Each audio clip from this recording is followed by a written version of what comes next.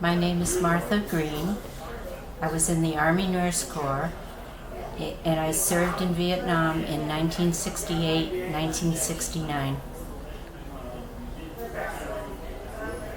And I'm John Green. I served in the Army in 1969 in Vietnam. I joined the Army Nurse Corps as a student in nursing school, and one of the things was that we were promised that we wouldn't have to go to Vietnam unless we volunteered.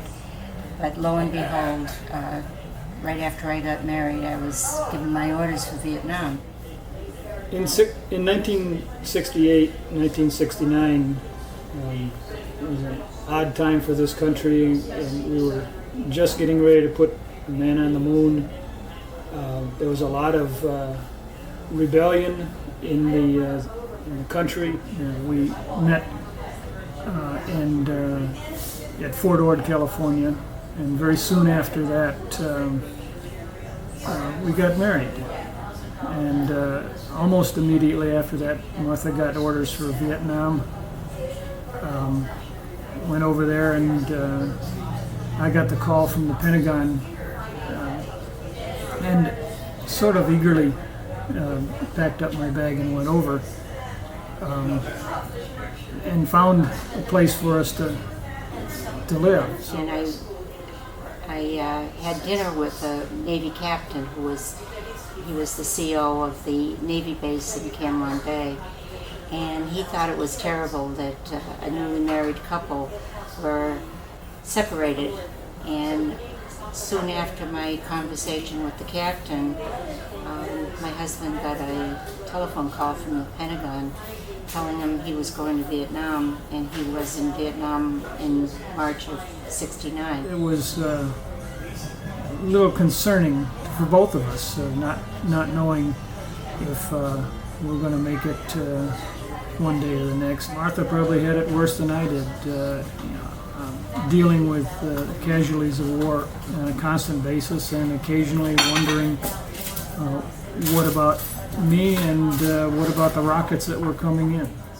When I went to Vietnam, I was assigned to the 6th Convalescent Center in Cameron Bay. There were 7 of us, 7 nurses there that took care of, as I said, up to 900 patients. I was assigned to 29th Civil Affairs when I got into Vietnam.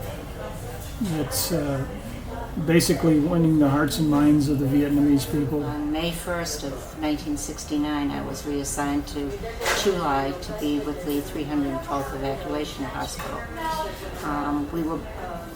My husband was able to find a place for us to live. It had been vacated by a married couple after it was hit by a rocket, so we had an interesting time in Chu Lai, especially because we often had rockets attack, and we were put under red alert. The day I arrived in Chu Lai, my ward was hit by a rocket, so I knew I was in a combat zone at that point.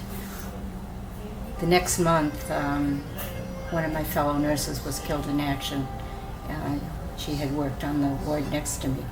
So yes, we were subjected to a lot of enemy activity, enemy fire, and unfortunately we lost some very precious personnel.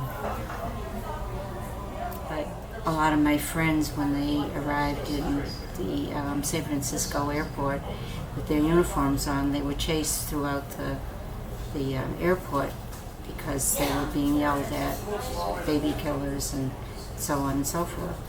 So it was difficult even for the women when they came home, as well as the men. And it was very easy for a woman to deny the fact that she had ever been in the service, because a lot of women, there was 7,500 nurses that were in Vietnam. That was it. It wasn't a very pleasant time to come back to this country being a soldier. It was a difficult time, and I attribute a lot of it to the news media. That this war was brought to the the dinner table at night. CBS, NBC, ABC, that's what you would see, what the casualty reports were. Because we knew a lot of people that came back. I know they talk a lot about PTSD currently. PTSD was prevalent then. It might not have been diagnosed, but there was a lot of guys came back that were dependent on drugs, alcohol.